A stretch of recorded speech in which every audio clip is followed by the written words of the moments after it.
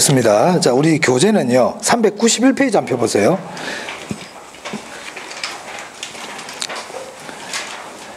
자, 거기 보시면 부동산 증권론 나오죠? 네, 여기 중요하기 때문에 여기 먼저 보겠습니다.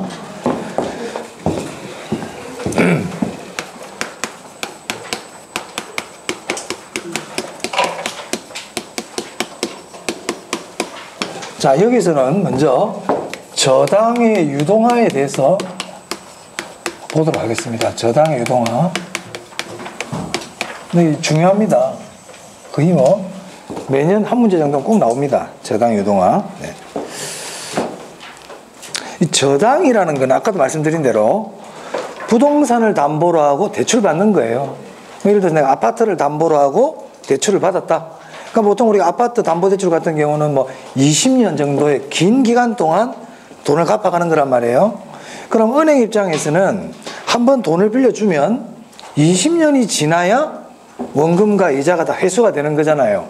맞아요. 그럼 은행 입장에서는 20년을 기다려야 되니까 현금화가 잘 되는 겁니까? 현금화가 잘 안 되는 겁니까? 은행 입장에서는. 은행 입장에서 안 되는 거죠. 아까 은행도 일종의 투자자거든요. 은행은 아까 저당 투자자라 그랬죠. 그렇잖아요. 그 은행 입장에서도 은행도 투자자인데, 은행 입장에서는. 그 은행 입장에서는 돈을 20년이 지나야만 돈이 회수가 돼요. 그럼 20년 동안에는 현금화가 잘 안 된다는 얘기죠.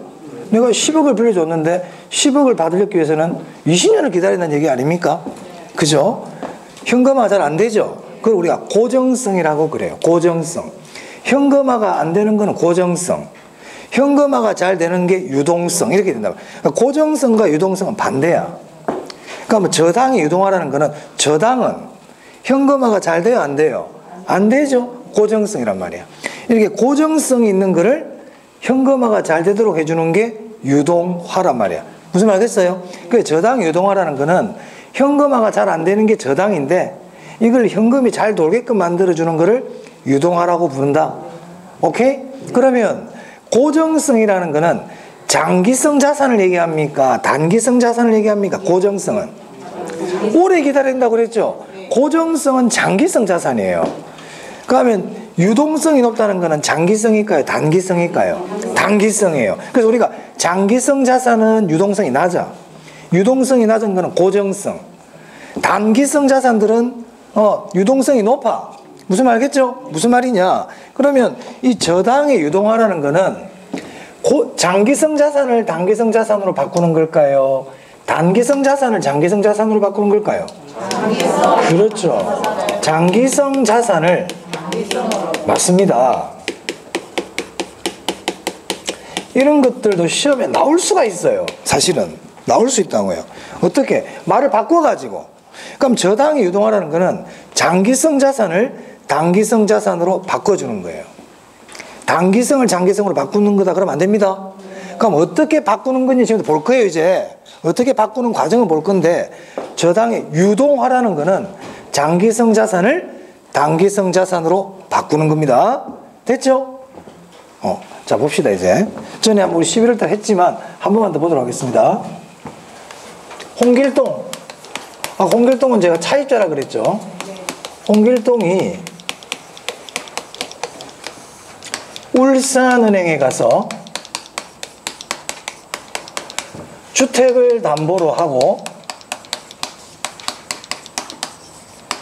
10억을 대출받았다. 대출 만기는 20년입니다. 자, 그럼 은행 입장에서는 20년이 지나야만 빌려준 돈을 다 받을 수가 있죠. 네. 맞아요. 유동성이 높아요? 유동성이 낮아요? 낮아요. 고정성이 높죠. 네. 장기성 자산이 20년 기다려야 돼. 그럼 은행은 20년 동안 대출받은 돈이 계속 안 들어 20년을 기다려야만 대출이 다 받을 수가 있으니까 그동안에 현금이 부족할 수 있잖아요. 만약에 극단적으로 이 은행이 어저께 오픈해가지고 오늘 10억 대출이 됐어. 그럼 더 이상 대출을 해줄 수가 없잖아요. 맞습니까? 그래서 은행 입장에서는 현금이 부족해질 수 있다는 거야. 대출 여력이 없단 말이야. 대출 여력이 없어. 오랫동안 기다려야 되니까. 그럼 어떻게 하느냐? 은행은 현금은 없지만 갖고 있는 게 있거든요. 홍길동으로부터 원금과 이자를 받을 원리금 수취권을 갖고 있죠. 그리고 홍길동이가 원리금을 갚지 않으면 담보로 한 주택을 경매를 통해서 원리금을 회수할 수 있죠. 저당 집합물에 대한 채권의 소유권, 그걸 줄여서 저당권이라고 그래요. 이 저당권을 갖고 있어요. 이렇게 권리라는 거는 다 자산이거든요. 권리는 자산이에요. 영업권, 채권 다 자산이야. 현금으로 주면 이 두 개를 갖고 있단 말입니다. 이 두 개를 팔아버립니다. 이제 매각을 해버립니다. 그러니까 매각을 했다는 얘기는 누가 사주는 사람이 있겠죠. 네, 한국주택금융공사가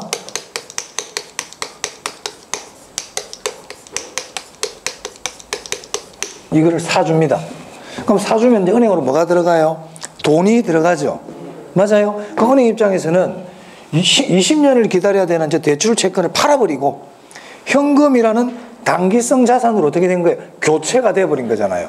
맞아요. 장기성 자산이 단기성 자산으로 바꿔버렸죠. 팔아버림으로 인해가지고.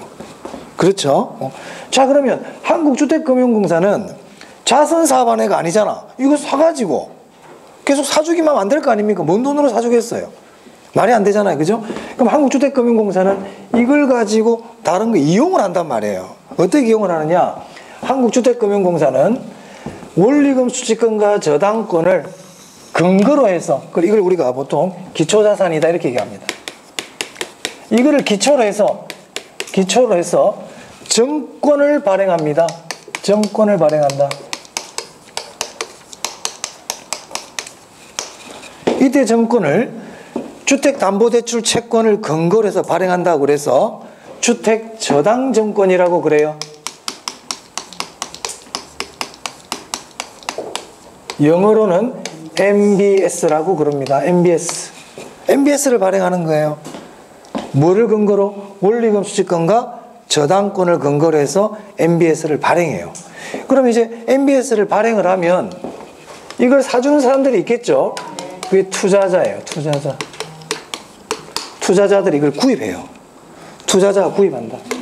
그럼 투자자가 구입하면 한국주택금융공사로는 뭐가 들어간다는 겁니까? 이제 돈이 들어가겠죠. 그죠? 그럼 한국주택금융공사는 그 돈 가지고 또 다른 은행의 거를 또 사줄 수가 있어요. 맞아요? 이해됩니까? 이런 식으로 돌아가는 게 저당 유동화다. 이런 유동화 과정이 없으면 은행은 대출 여력이 항상 부족합니다. 그렇잖아요. 어떻게 그 금의 대출을 은행 예금만 가지고는 감당하지 못하는 경우가 있겠죠? 맞아요? 네. 자, 이때 이 MBS는요, MBS는 부채정권이에요. 아까 제가 잠시 말씀드렸지만 무슨 정권이라고요? 부채정권. 그럼 투자자들에게 뭘 줍니까? 이자 주겠죠? 맞아요? 그럼 이 투자자들은 지분 투자자입니까? 저당 투자자입니까? 저당 투자자인 거야. 채권을 구입했거든. 이자 받는 사람이거든. 이자 받는 사람들은 저당 투자자예요. 아까 했죠? 왜? 그러니까 그걸 다 해놓은 이유가 있단 말이에요. 이제 얘기 안 해도 아, 저 사람들은 저당 투자자구나. 이자를 받는구나. 그래서 MBS는 무슨 정권이다? 부채 정권이구나. 이렇게 되는 거야 이제. 무슨 말 알겠죠? 네. 자, 그럼 여기서 이제 이 홍길동이라는 차입자와 은행 있죠? 은행 우리가 금융기관이라 그러잖아요. 금융기관이라도 그러고요. 책에 따라서는 1차 대출기관이라고도 그럽니다. 1차 대출기관. 이 둘 사이에 형성되는 시장을 1차 저당시장이라고 불러요. 1차 저당시장. 누구와 누구 사이입니까? 차입자와 은행. 차입자와 금융기관 사이에 형성되는 시장을 뭐라 그런다고요? 1차 저당시장이라고 불러요. 자, 그 다음에 이 한국주택금융공사 있죠? 이 한국주택금융공사를 네네 유동화 전문기관 또는 유동화 중개기관 이렇게도 부르고 2차 대출기관이라고도 불러요. 책에 따라서. 같은 말이에요. 이 한국주택금융공사와 투자자 있죠? 투자자. 요 사이에 형성되는 시장.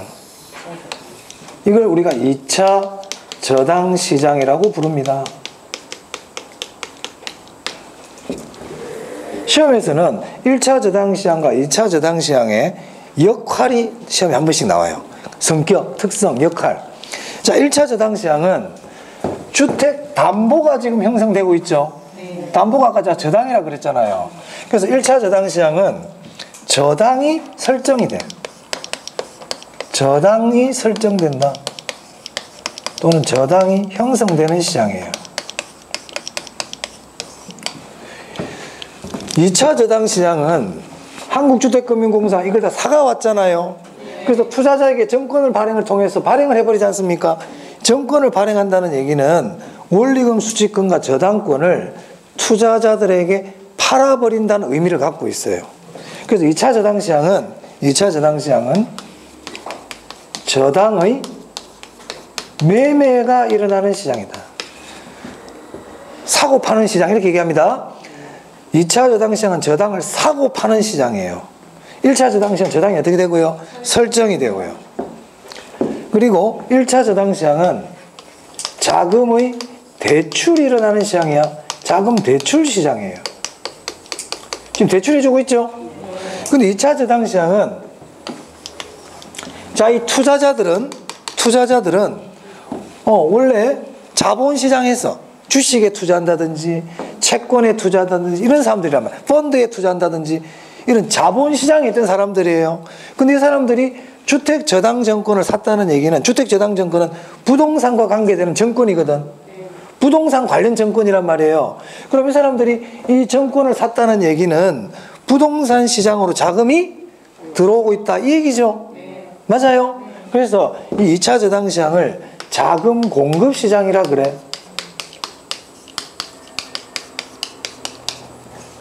설마 이렇게까지 잘 안 물어보겠지만 무슨 시장에서 무슨 시장으로? 자본시장에서 부동산 시장으로. 자본시장에서 부동산 시장으로 자금이 어떻게 된다? 공급이 되는 시장이다. 2차 저당시장이. 주택저당증권이 대표적인 부동산 증권입니다. 그리고 우리 부동산 증권 논쟁하고 있잖아요. 그죠? MBS 부동산 증권의 하나죠. 됐어요. 세 번째. 저당 유동화의 결정적 역할을 하는 건 몇 차 저당시장일까요? 2차 저당시장이 없으면 저당 유동화는 일어날 수가 없어요. 사줄 수 있는 돈이 없잖아요. 그죠? 저당 유동화에 결정적 역할을 한다.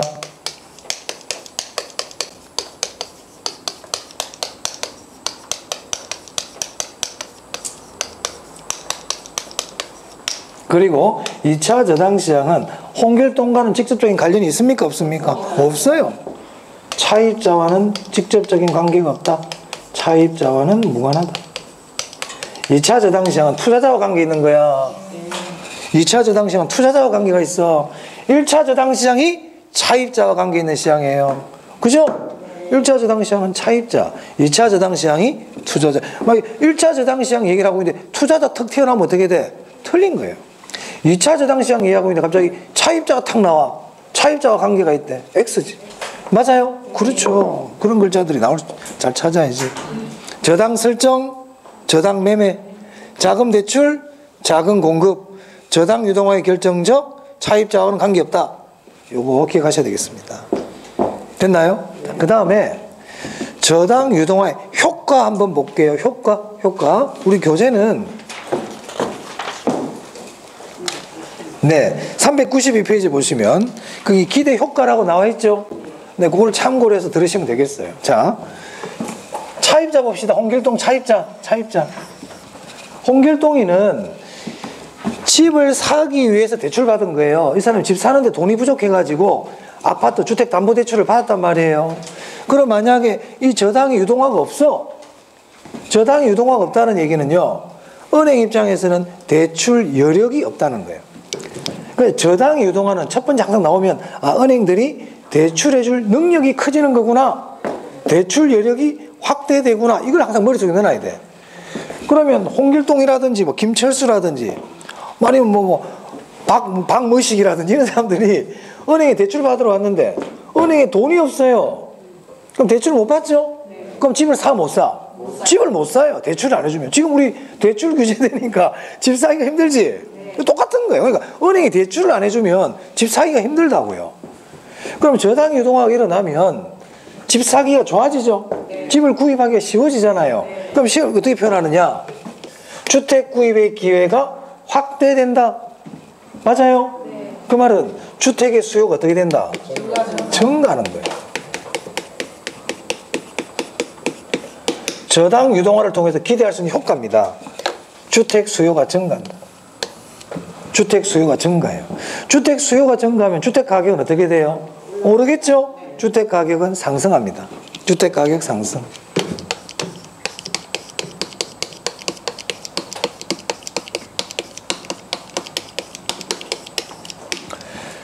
차입자, 즉 자금을 필요로 하는 사람 입장에서는 이런 좋은 점이 있다는 거예요. 자, 은행 볼까요? 은행은 어떤 장점이 있을까요? 여러분이 외우려고 그러면 생각을 해보세요. 첫 번째 아까 얘기했잖아. 대출 여력 확대. 대출 여력이 확대돼. 그죠? 또 보세요.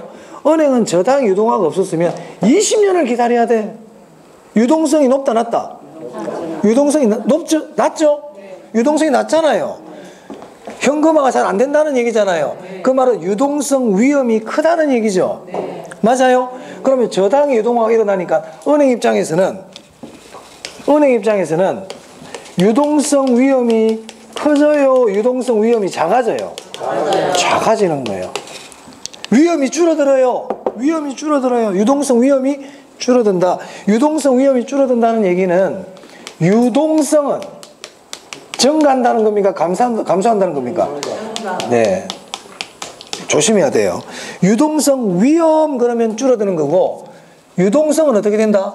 증가한다. 같은 말입니다. 유동성이 줄어드는 게 유동성 위험이 커지는 거예요. 잘 보셔야 돼요. 위험이란 글자가 있느냐 없느냐에 달라집니다. 저당의 유동화로서 기대할 수 있는 효과. 은행 입장에서는 유동성 위험은 줄어든다. 하지만 유동성은 증가한다. 이렇게 꼭 기억해 두셔야 돼요. 오케이? 나머지 뭐 재무 구조가 개선된다 이런 건 나중에 보고요. 지금 그 정도만 일단 기억해 두시고. 이 흐름을 꼭 알아놔야 돼. 머릿속에. 자, 그 다음에 투자자 한번 볼까요? 투자자. 이 투자자들은 MBS라는 새로운 투자 상품이 나타났죠. 맞아요? 새로운 투자 상품이 나타난 거야. 그래서 이 투자자 입장에서는 새로운 포트폴리오가 나타난 거예요. 새로운 투자처가 생겼죠? 맞습니까? 분산 투자가 더 가능해진단 말이야. 분산 투자를 우리가 포트폴리오라 그러죠. 앞으로 분산 투자 포트폴리오 얘기 나오잖아요. 그러면 그냥 위험 감소입니다. 포트폴리오 얘기가 나오면 그냥 위험 감소야. 뒤에 말이 없어도 비체계적 위험을 줄일 수가 있잖아요. 우리가 포트폴리오를 분산 투자를 하게 되면 위험은 무조건 줄거든. 위험은 무조건 줄거든요. 위험 감소. 자, 저당 유동화 효과. 차입자, 자금을 필요로 하는 사람. 주택 수요가 어떻게 된다? 증가한다. 주택 구입의 기회가 확대된다. 이런 뜻이에요. 은행, 대출 여력이 커진다. 유동성 위험은 줄어든다. 유동성은 커진다. 위험이 줄어. 유동성 위험이 줄어. 투자자, 포트폴리오가 가능하기 때문에 위험이 줄어든다. 됐나요? 네, 이런 것들을 봐주시면 되겠습니다. 네. 자, 그래서 유동화에 대한 과정, 1차 저당시장과 2차 저당시장, 그리고 유동화의 효과까지 봤어요. 그 다음에는요, 저당 유동화의 전제 조건이에요.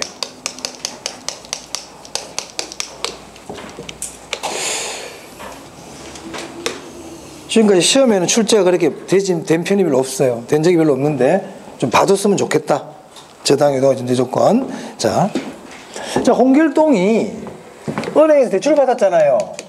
그러면 이자율이라는 게 있겠죠. 이때 이자율이 만약에 10%예요. 10%. 이자율이 10%예요.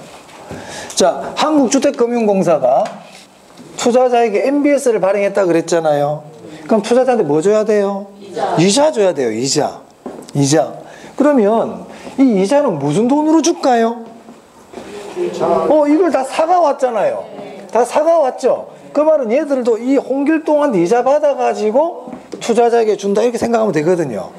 맞아? 근데 저기 10% 받아와가지고 MBS 투자자한테 15%, 12% 줄 수 있습니까? 줄 수 없죠. 그러면 MBS 이자율은 10%보다 높아야 돼? 낮아야 돼? 낮아야 되거든요. 그러니까 MBS 이자는 한 8% 정도 줘야 되는 거야. 맞아요? 이해되십니까? 자, 투자자들은 요구 수익률이라는 게 있거든요. 만약에 투자자의 요구 수익률이 10%야. 투자자는 요구 수익률이 10%, 요구 수익률이라는 거는 투자자가 얻고자 하는 최소한의 수익률이잖아요. 이 사람들은 10%는 무조건 수익을 해야 돼. 근데 8% 주겠대. 저기 투자할까요, 안 할까요? 안 하겠지. 그래, 요구 수익률이 이거보다는 작은, 예를 들어서 6% 정도는 돼야 MBS에 투자를 할 거 아닙니까?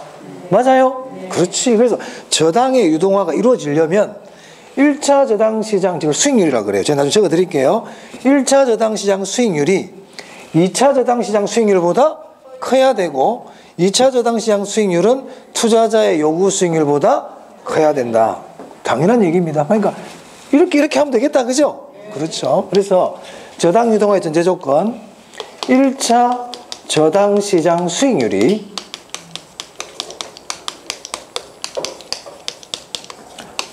2차 저당시장 수익률보다 커야 되고 2차 저당시장 수익률은 투자자의 요구 수익률보다 커야 된다. 이런 뜻이에요. 1차 저당시장 수익률은 이런 뜻이죠. 대출 금리를 얘기하죠. 대출 금리예요. 2차 저당시장 수익률을 이렇게도 표현해요. MBS 수익률 이렇게도 표현합니다. 같은 말입니다. 이렇게 표현할 수도 있으니까 알아두시기 바라요. 됐나요? 네.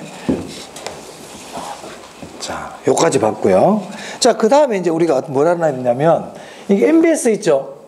MBS의 종류 아셔야 돼요. MBS의 종류.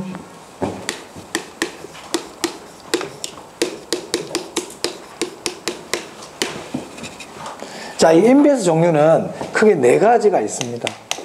MPTS, MBB, MPTB, CMO. 이렇게 4가지가 있어요. 자, 일단 적고 설명을 드릴게요.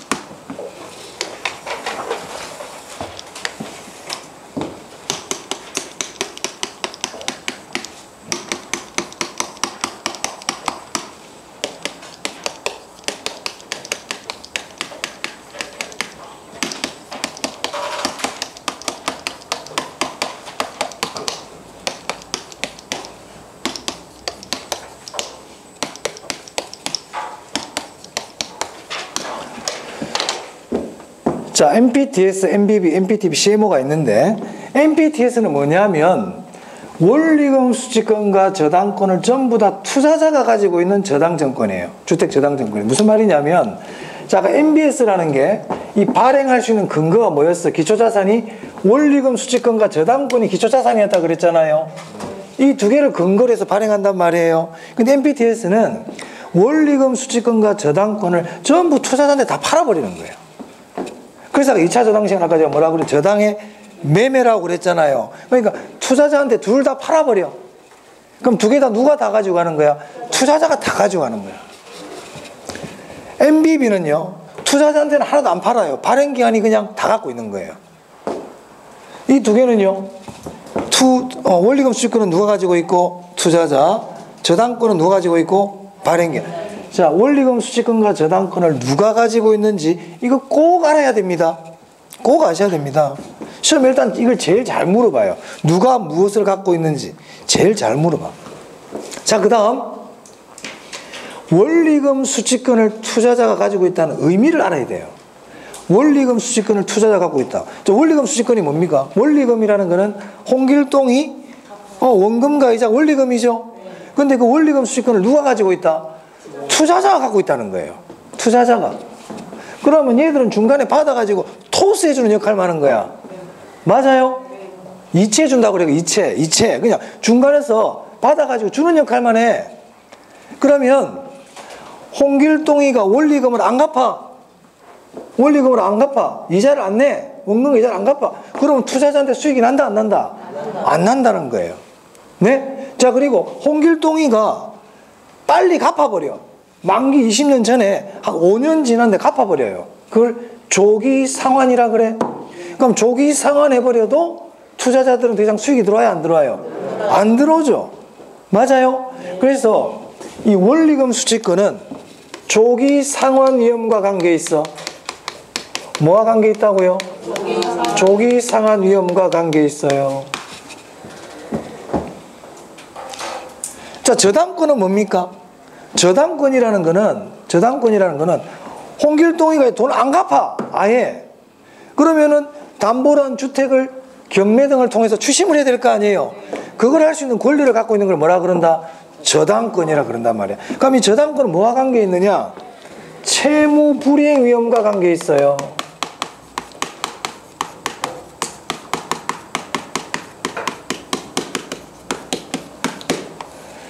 요거를 기억해 두시면 시험에서 나오는 문제들 답하기가 좋아요. 만약에 MPTS는 원리금 수취권을 누가 가지고 있어요? 투자자가 갖고 있죠. 그 말은 MPTS는 조기 상환 위험을 투자자가 부담한다는 뜻이에요. 원리금 수취권은 조기 상환 위험과 같은 개념이라 그랬잖아. 그럼 MBB는 조기 상환 위험 누가 부담할까요? 발행기간. MPTV와 CMO도 조기 상환 위험은 누가 부담한다? 그렇지. 그런 개념이란 말입니다. 그럼 MPTS는 채무 불이행 위험을 누가 부담해요? 투자자. 그죠? 무슨 말인지 아시겠어요? 이렇게 딱 원칙적으로 알아두면 좋아요. 자, 그럼 보세요. MPTS는 투자자가 원리금 수취권과 저당권이라는 권리도 다 가지고 있고 조기 상환 위험과 채무 불이행이라는 위험도 다 부담하고 있지. 맞아요? 그 위험이 제일 큰 게 뭐야? MPTS예요. 수익도 어떨까요? 제일 위험이 크면 수익도 크다. 그죠? 그리고 MPTS는 모든 권리도 다 가지고 있고 모든 위험도 지가 다 부담하잖아. 그래서 이거를 지분형이라 그래요. 지분형이에요. 지분정권 그러면 안 돼. 지분형. 얘는 뭔데? 부채정권이야. MBS는 부채정권입니다. MBS는 뭐라고 그랬어 아까 제가? 부채정권. 지분형 부채정권이야. 지분형은 지분정권이라는 얘기 아닙니다. MPTS는 지분정권 아니에요. 얘들 전부 다 무슨 정권이다? 부채정권이야. 부채정권. 자, MBB는 뭐냐? MBB는 원리금 수취권과 저당권을 전부 다 발행기한이 갖고 있죠. 투자자는 아무런 권리 없어요. 위험도 부담해요, 안 해요? 위험도 없어요, 얘는. 그 MBB는 하나도 위험을 부담 안 해, 투자자가. 그럼 투자자는 뭐 하는 애들이냐? 그냥 한국주택금융공사가 주는 이자만 받으면 돼. 그럼 그 이자도 누가 주는 거냐면 투자자가 홍길동하고는 아무런 관련이 없어요. 그냥 한국주택금융공사가 채권 발행한 거 똑같아. 아까 현대자동차가 채권 발행한다고 그랬죠. 즉 한국주택금융공사가 돈이 필요해가지고 한국주택금융공사 지가 돈이 필요한 거야. 네? 한국주택금융공사 은행에 채권을 사주려고 그러니까 돈이 없어. 예를 들어서 돈이 많이 필요해. 한국주택금융공사. 그럼 돈이 있어야 되는데 돈을 만드는 방법 중에 MBB를 발행해 버리는 거예요. 저하고는 아무 관계없이.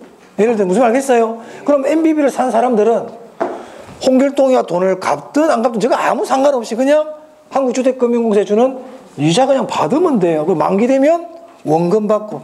그러니까 MBB는 투자자 입장에서 위험이 있다 없다? 위험이 전혀 없습니다. 보세요. 조기상환 위험 누가 부담해? 채무불이행도 누가 부담해? 그래요. 얘는 채권형인 거야. 그 일반적인 채권하고 똑같아. 채권형. 이거 두 개는 혼합형이라고 부릅니다. 뭐라 부른다고요? 혼합돼 있죠? 혼합형이에요.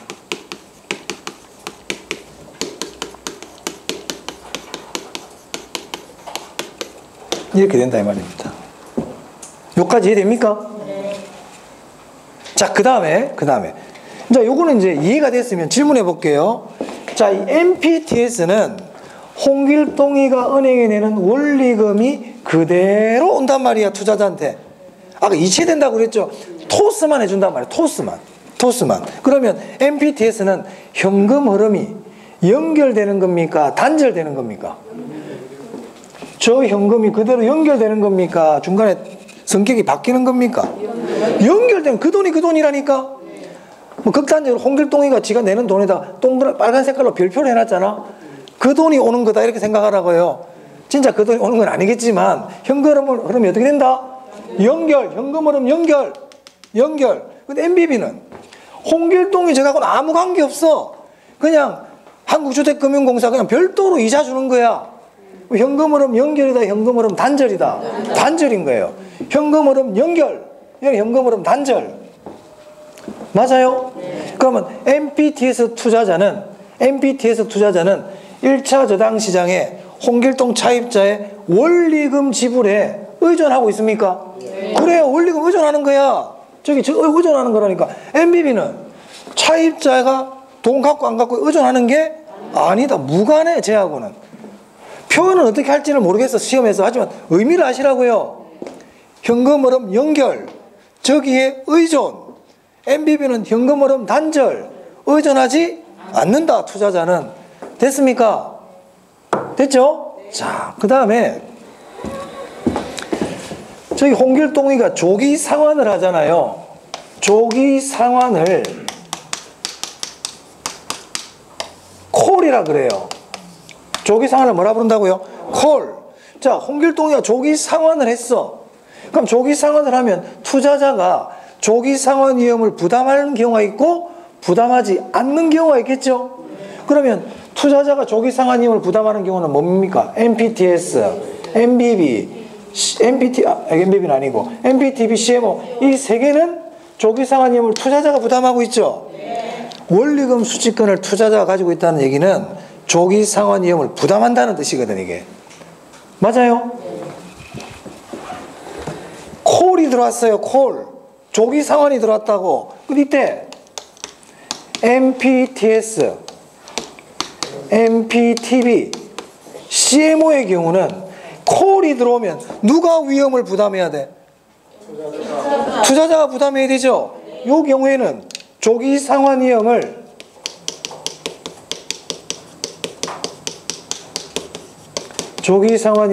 누가 부담한다? 중요하거든요. 투자자가 부담합니다. 시험에 아주 잘 나옵니다.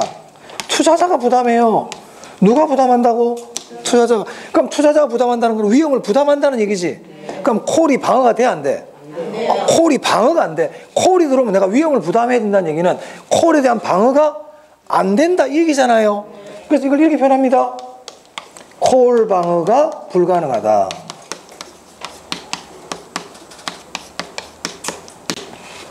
콜 방어가 불가능하다는 얘기는 투자자가 조기 상환 위험을 부담한다는 뜻이에요. 그러면 콜 방어가 되는 거는 뭐만 콜 방어가 돼요? MBB만 콜 방어가 된다고요. MBB만 콜 방어가 돼. 왜냐하면 MBB는 조기 상환 위험을 누가 부담하니까? 발행기관이 부담하거든. 됐습니까? 꼭 알아두시기 바랍니다. 꼭 알아두시기 바랍니다. 시험에 잘 냅니다. 그래서 MBS에서는 시험에 잘 물어보는 게 원리금 수취권과 저당권을 누가 가지고 있느냐? 이게 잘 물어봐요. 누가 가지고 있느냐를 알면 조기 상환 위험을 누가 부담하고 모든 위험을 누가 부담하고 이런 걸 다 알 수가 있죠. 맞아요? 그리고 조기 상환 위험을 누가 부담하는지를 잘 물어봅니다. 시험에서. 됐습니까? 자, CMO 좀 설명드릴게요. CMO 우리 교재 한번 볼게요. 자, 어디를 펴시냐면 398 CMO 398페이지 양가로 4번 폈습니까? 네. CMO를 다계층 채권이라고도 그래요. 다계층 채권.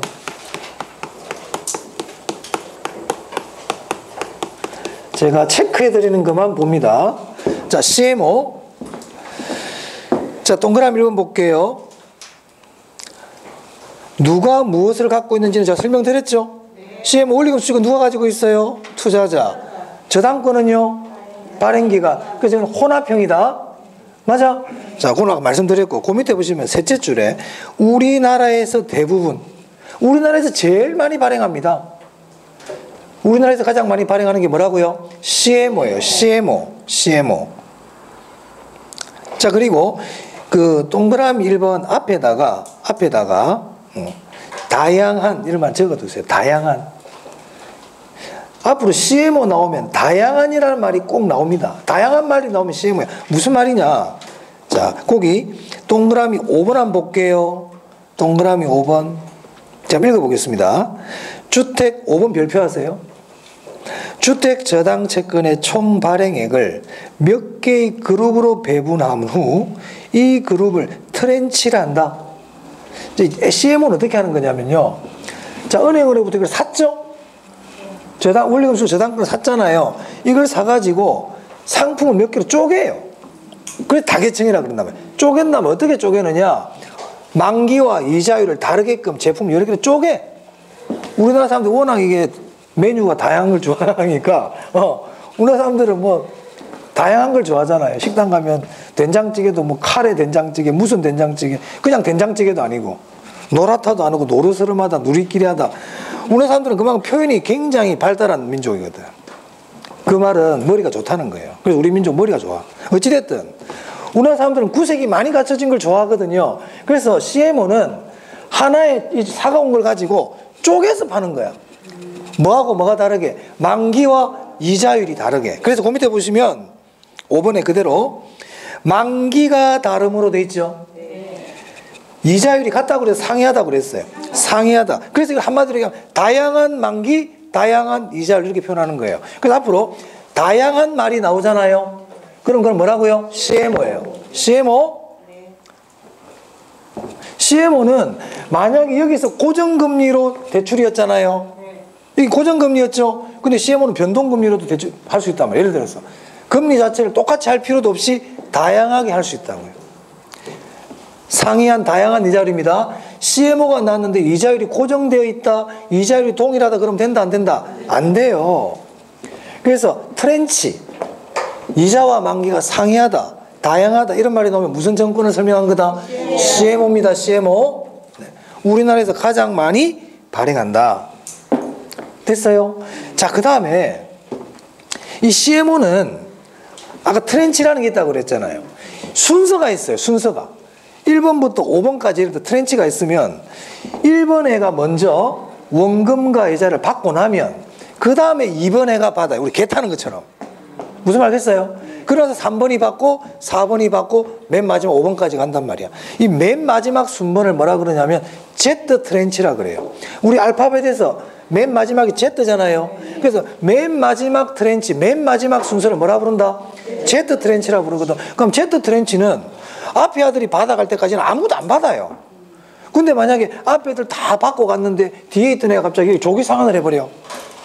그럼 닥쳤던 게 지붕 쳐다보는 게 되잖아요. 그래서 CMO의 경우에 마지막 Z 트렌치에 한해서는 콜 방어를 인정해줘요.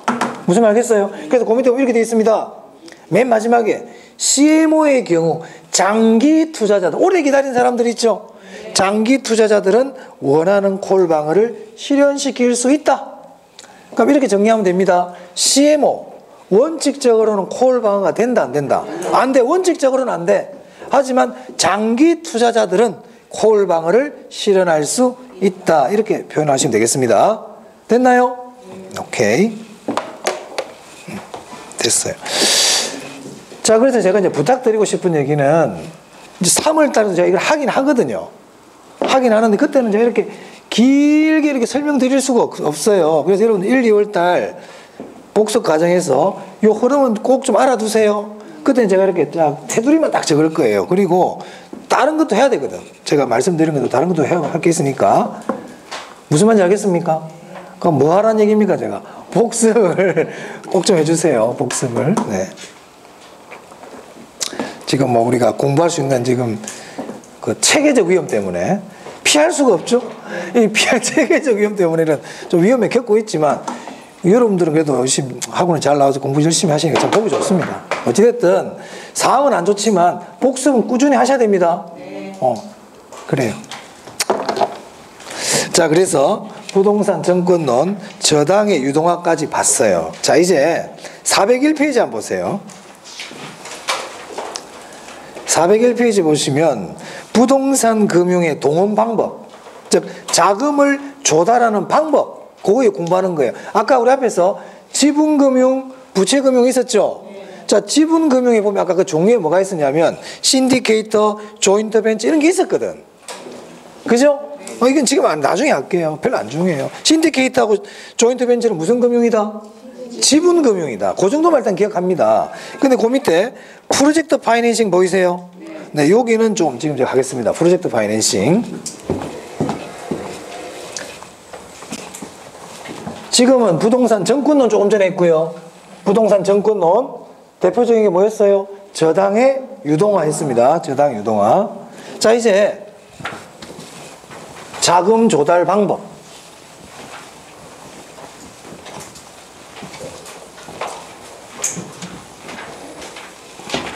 자금의 조달 방법.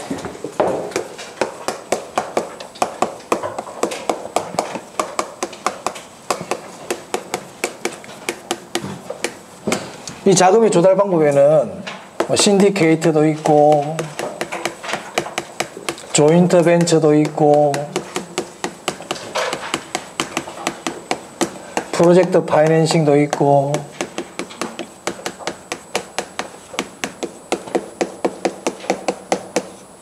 리츠도 있고 뭐 그 외에도 많이 있겠죠. 많이 있어요. 뭐 쉽게는 뭐 은행에 돈 빌리는 것도 있겠고, 그죠?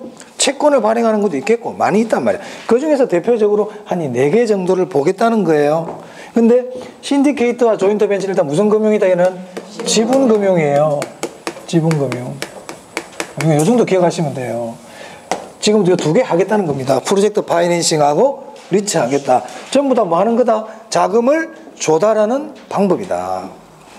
그럼 프로젝트 파이낸싱부터 보겠습니다.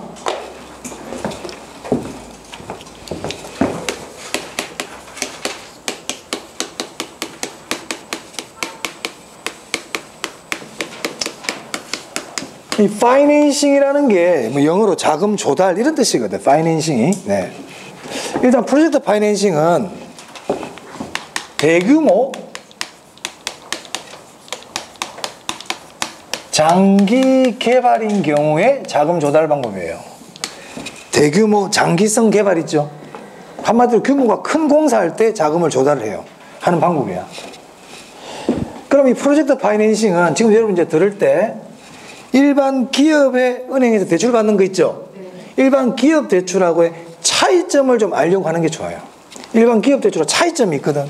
거기에 다 포커스를 맞추고, 그리고 이 프로젝트 파이낸싱이 가지고 있는 대표적인 특징, 장단점을 보시면 되겠습니다. 자, 볼게요. 자, 현대자동차가 울산에 국제공항을 만들려고 한다고 한번 가정을 해볼게요. 만든다는 게 아니고 가정하는 겁니다. 국제공항을 만들려고 그래요. 그럼 돈이 많이 들어가요, 안 들어가요? 기간도 길겠죠? 그럼 그때 자금을 조달하는 방법 많아요. 은행 가서 돈 빌려도 되고요. 맞아요? 그리고 혼자 하기가 힘드니까 여러 회사들을 모아가지고, 컨소시엄이라 그래. 여러 회사들을 모아가지고 할 수도 있고 자기 혼자서도 할 수도 있겠죠. 그러면 돈을 빌리는 방법이 있겠죠, 일단. 맞습니까? 근데 돈을 빌렸다가 잘못돼 버리면 어떻게 돼요? 엄청나게 큰 공사인데 한 30조, 40조 이런 엄청난 공사인데 이게 잘못돼 버리면 현대자동차가 흔들릴 수 있잖아요. 회사가 위험해질 수 있죠. 그러니까 프로젝트 파이낸싱 일단 지가 직접 안 해. 지가 직접 안 해.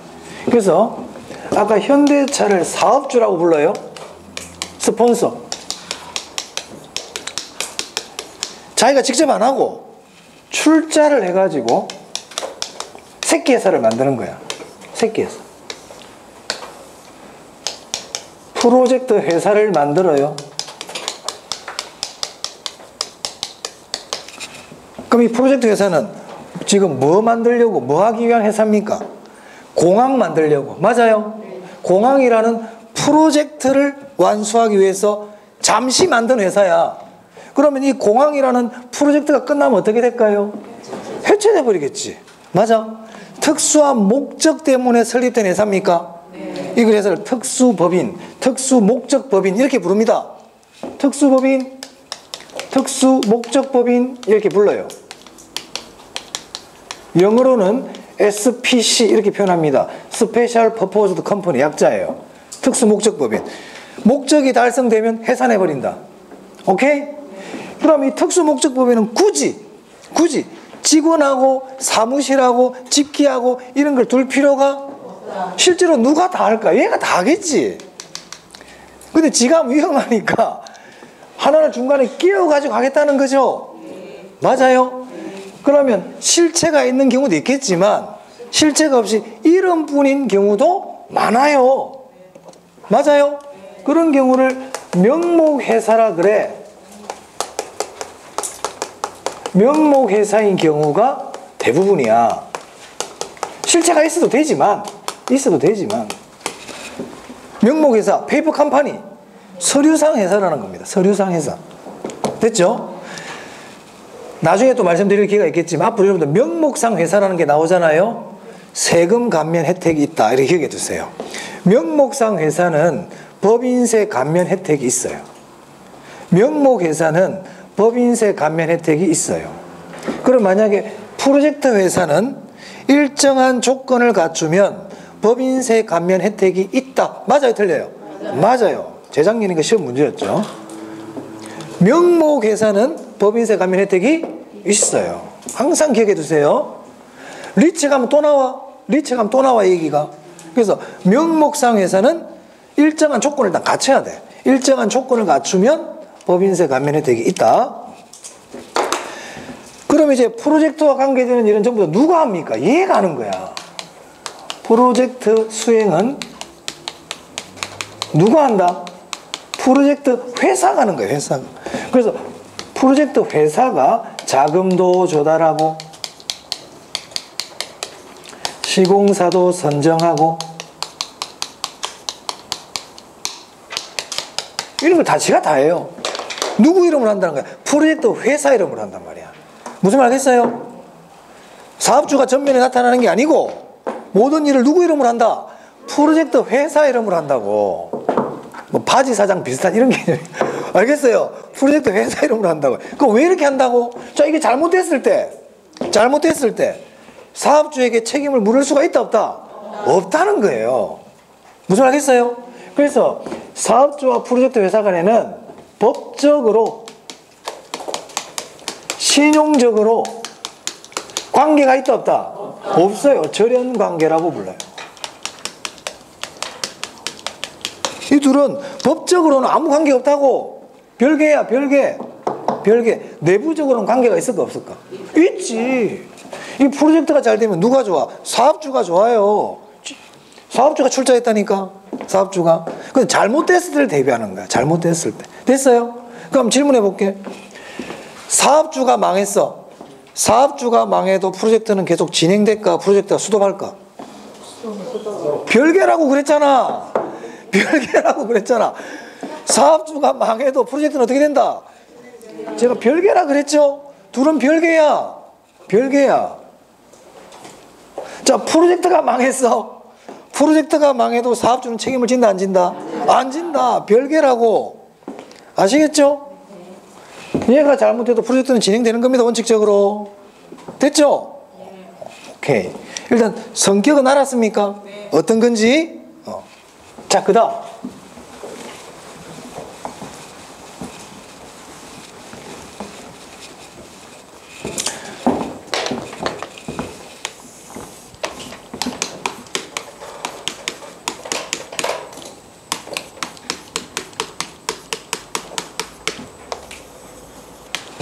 자, 사업주의 장점을 볼 건데, 사업주의 장점 보기 전에 이 프로젝트 파이낸싱이 일반 기업 대출하고 차이점이 있어요.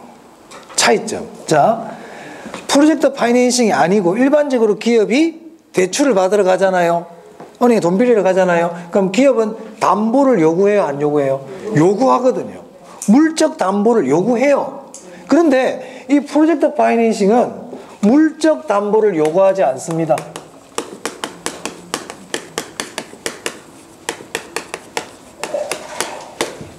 사업주에게 물적 담보를 요구하지 않아요.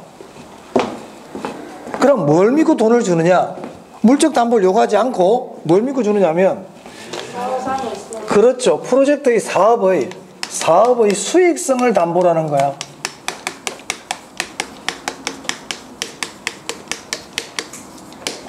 미래 현금 흐름을 담보로 하는 거예요.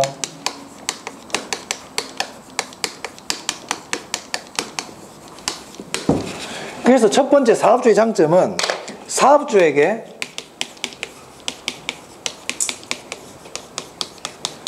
물적 담보를 요구한다, 요구하지 않는다? 요구하지 않습니다. 누구에게 요구하지 않는다고요? 사업주에게. 그래서 이 프로젝트 파이낸싱은 한마디로 이 프로젝트와 관계되는 거 있죠?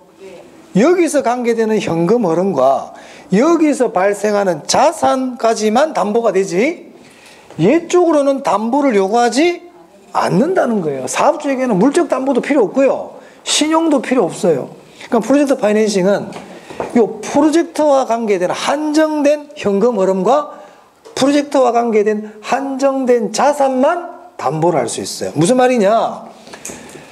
프로젝트 파이낸싱은 이 프로젝트와 관계되는 자산은 담보로 요구할 수 있다는 거예요. 프로젝트와 관계되는 물적 자산은 담보로 요구할 수 있어.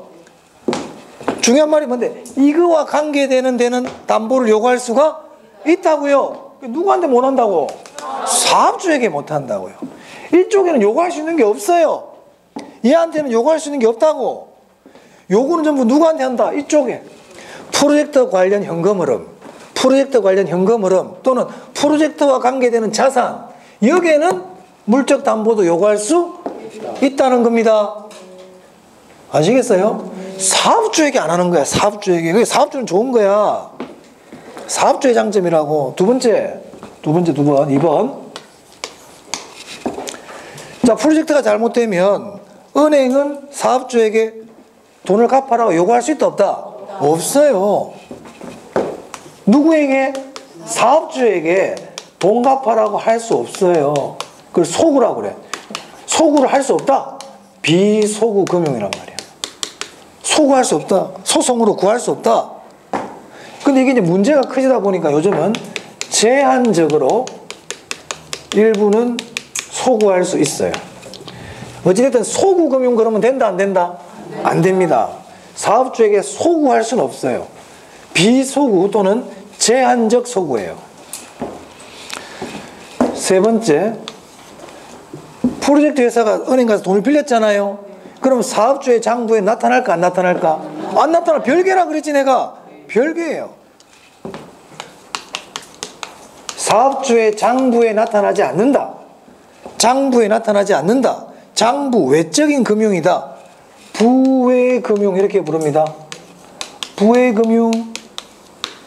누구 장부에 안 나타난다고? 사업주. 프로젝트 회사 장부에는 있을까 없을까? 있지. 프로젝트 회사한테는 돈 갚을 할 수 있을까 없을까? 있지. 프로젝트와 관계되는 자산에는 물적 담보 요구할 수 있다고요. 프로젝트와 관계되는 거 다 할 수 있어요. 하지만 누구에게 못 한다는 거야? 사업주에게. 그러면 사업주 장부에 안 나타난다는 얘기는 이렇게 얘기할 수도 있어요. 자, 사업주가 현대차인데 현대차가 이제 자기 본연의 사업을 위해서 은행에 대출을 받으러 갔습니다. 은행에. 그럼 은행에서는 장부 갖고 오라고 그러겠지. 대차대조표. 요즘은 대차대조표를 안 그러지. 재무상태표 갖고 오라고 그런단 말이에요. 장부를. 그러면 장부에 만약에 프로젝트와 관계되는 부채가 꽉 적혀 있어. 막 1조, 2조 막 적혀 있어요. 그럼 은행이 대출 해줄까, 안 해줄까? 안 해주겠지. 근데 장부에 있어, 없어? 없어요.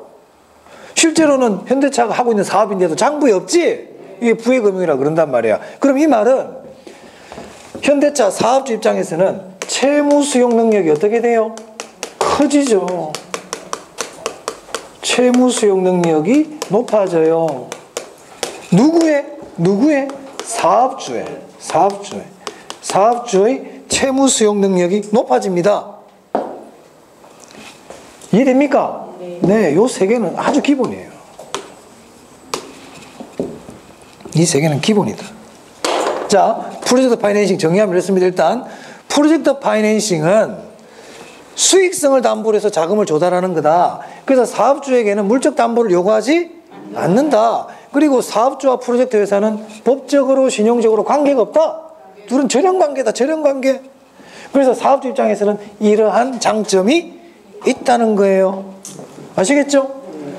그러면 이 프로젝트 파이낸싱은 은행 입장에서는 아주 위험이 크죠. 아무런 물적 담보도 없이 얘들도 사업주가 따로 있다는 거 다 알아요. 은행도 다 안다니까. 얘한테 소구 못한다는 것도 다 알아요. 은행이 바보입니까? 다 안다니까. 그런데도 자금을 주는 거야. 왜? 수익성을 보고. 수익성을 보고. 그럼 은행 어찌됐든 위험이 크죠? 그럼 은행 입장에서는 그걸 안전책이 필요할 거 아닙니까? 맞아요. 그럼 은행도 요구를 하는 게 있겠죠? 여러 가지 요구를 하죠. 예를 들어서 은행 입장을 한번 보자고. 금융기관 입장.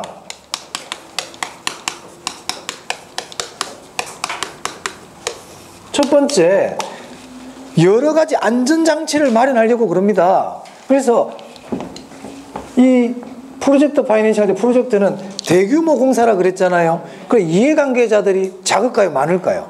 이해관계자들이 되게 많아요. 그래서 이해관계자들한테 안전한 방법들을, 그러니까 위험을 피할 수 있는 방법들을 확보를 해놔요. 예를 들면 지급 보증을 한다든지 지급 보증 각서를 다 받아놔요. 그리고 너가 잘못되면 공사 포기해라. 딴에 집어넣을 거야. 이런 공사 포기 각서 같은 걸 다 받아 놓습니다. 그래서 위험을 어떻게 해야 된다? 분산시켜놔요. 위험을 배분. 위험을 분산시켜 놓는다니까, 은행 입장에서는. 그리고 이 프로젝트 회사 있죠? 프로젝트 회사의 주식 같은 것도 질권으로 막 잡아놔요. 질권 설정. 그리고 프로젝트 회사 보고, 자, 너희도 돈 좀 태워. 자꾸 돈만 빌리지 말고 너희 돈도 좀 집어넣어라. 이렇게 자꾸 요구도 합니다. 무슨 말 알겠어요? 그 은행 입장에서는 위험을 분산시키려고 한다. 두 번째, 이자는 적게 받아야 돼? 많이 받아야 돼? 많이 받아야지. 높은 금융비용.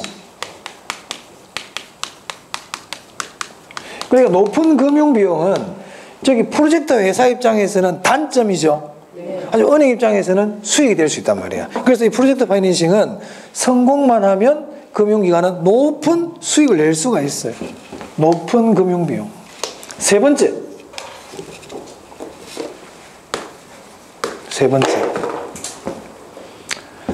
자, 만약에 은행에서 저 프로젝트 회사에게 돈을 막 줬어요. 엄청난 많은 돈을 줬어. 근데 얘가 먹튀를 해버려. 하다가 수도해버리고 무슨 짓을 할지 모르잖아요. 자기들끼리 무슨 좀 짝짝꿍을 할지 어떻게 압니까? 안 그래? 돈이 한 1조가 들어왔는데 자기 아버지 사업주한테 한 5천억 보내줘보고 회사 프로젝트 날려버리면 뭐 어떻게 할 수가 없잖아요. 맞아요? 그럼 돈을 저기 프로젝트 회사 통장이나 사업주 통장으로 주면 될까 안 될까? 안 된다. 그쪽 통장에 넣어주면 안 된다. 그럼 어떻게 하느냐? 별도로 통장을 하나 만드는 거예요. 위탁계좌, 위탁결제계좌라고 그럽니다.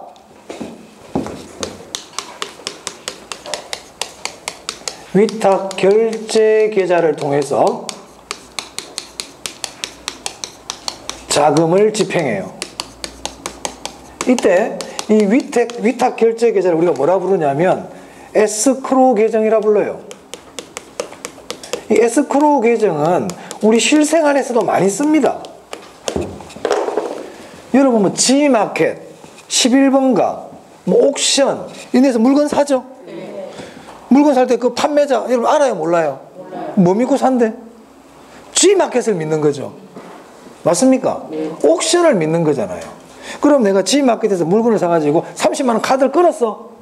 카드폰 띠디디 쳐가지고 결제했어요. 근데 물건이 안 와. 그러면 안 되잖아. 그죠? 그러면 결제라면 결제 금액이 판매자한테 안 가. 에스크로우 계정에 먼저 들어가 있는다니까. 모든 우리 카드 결제 시스템 그렇게 되게 되어 있습니다. 에스크로우 계정으로 딱 가요. 그래가지고 구매한 사람이 배달이 완료되었다. 이게 뜨잖아요. 그러면 돈 주는 겁니다. 무슨 말 알겠습니까? 안전장치. 그게 에스크로우 계정이라니까. 그러니까 돈을 줄 때 프로젝트 회사 통장에 넣어주는 게 아니라고요. 아시겠죠? 에스크로 계정에다 돈을 넣어준단 말이야. 그럼 우리 보통 보면 아파트 지을 때 뭐라고 돼 있어요? 시행사. 시행사가 누군데? 사업주야. 그럼 지가 수익 내는 애라고. 그러면 분양이 되고 나서 모든 끝나고 나면 돈 버는 사람 누구다? 시행사. 또 뭐가 있어? 시공사. 시공사는 누군데? 그냥 공사해 준 사람이야. 시행사에게 공사비 받아요. 맞죠? 또 뭐가 있어요? 거기 보면 뭐 신탁회사 있지 않던가요? 자금관리. 맞아요? 무슨 투자 신탁 있죠? 그게 이런 역할을 하는 거야. 걔들이 자금 갖고 있다가 집행해 주는 거예요. 만약에 은행에서 대출 받아가지고 시행사 통장에 다 넣어주면 어떻게 되겠어요? 갑자기 없어, 그 다음날 공사하다가. 그죠? 그런 거란 말이에요. 자, 그러면 에스크로 계좌를 통해서 자금을 집행할 때, 자금 집행이라는 거는 무슨 어떤 것들이 있을까요? 은행에 돈 빌린 거 있으면 이자 줘야 되죠. 또요, 공사비 줘야 되죠. 그리고 시행사, 이 프로젝트 회사에 이익도 가져가야 되겠죠. 맞아. 뭘 제일 먼저 줘야 될까? 자, 공사비를 먼저 줘야 될까? 시행사 이익부터 먼저 가야 될까? 공사비부터 먼저 집행하는 겁니다. 공사비 선집행 기억해 두세요. 공사비를 시행사 이익보다 먼저 집행이 당연한 얘기지. 근데 시험에 한 2번 정도 나왔습니다. 2번 정도. 하나만 더 할게요. 이제 하나만 더 좀 쉬겠습니다. 자, 이 프로젝트 파이낸싱은요. 자, 예를 들어 여러분 은행에 대출 받으러 가요. 여러분 은행에 대출 받으러 가면 은행의 대출 창구 직원이 여러분에게 소득이 어떻게 됩니까? 직업이 뭡니까? 물어봐요, 안 물어봐요? 물어봐요. 그럼 말로 해서는 못 믿으니까 떼오라 그러죠, 서류. 네. 맞아요. 그 왜 그래요?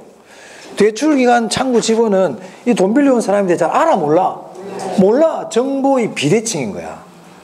정보가 다르죠? 정보가 비대칭이야. 나 이 사람 잘 몰라. 그러니까 서류를 갖고 오라 그래. 그런데 프로젝트 파이낸싱은 사업주의 신용 알 필요 전혀 없어요. 사업주 자산 관심 없어. 담보도 요구도 못 하는데 뭐. 맞아? 그러니까 사업주가 많은 사람인지 아무 관심 없어요. 단지 얘들 어디에만 신경 쓰면 돼? 프로젝트 사업에서 돈이 되는지 안 되는지 사업 계획서만 검토하면 된다고. 그러니까 정보의 비대칭성이 줄어든단 말이에요. 무슨 말겠어요? 그래서 프로젝트 파이낸싱은 정보의 비대칭성이 증가한다, 감소한다? 감소합니다. 정보의 비대칭 감소. 이런 것들은 시험에 나온 적 없어요. 하지만 이제는 시험에 이렇게 나오면 이런 게 물어볼 수 있다고. 정보의 비대칭이 증가한다 그러면 안 됩니다. 정보의 비대칭이 어떻게 된다? 감소한다. 위험이 집중된다. 위험이 배분된다. 위험이 배분된다. 위험이 배분시키는 거예요. 오케이? 금융비용이 낮다. 금융비용이 높다. 높다. 이런 것도 시험에 많이 안 나왔지만 이런 것들도 알아두셔야 된다고 이제는. 이거는 당연히 알아야 되고. 전통의 강호. 늘 나오는 애들. 근데 얘들도 이제는 좀 봐둘 필요가 있다. 자, 그래서 프로젝트 파이낸싱까지 봤습니다. 조금 쉬었다가 계속하겠습니다.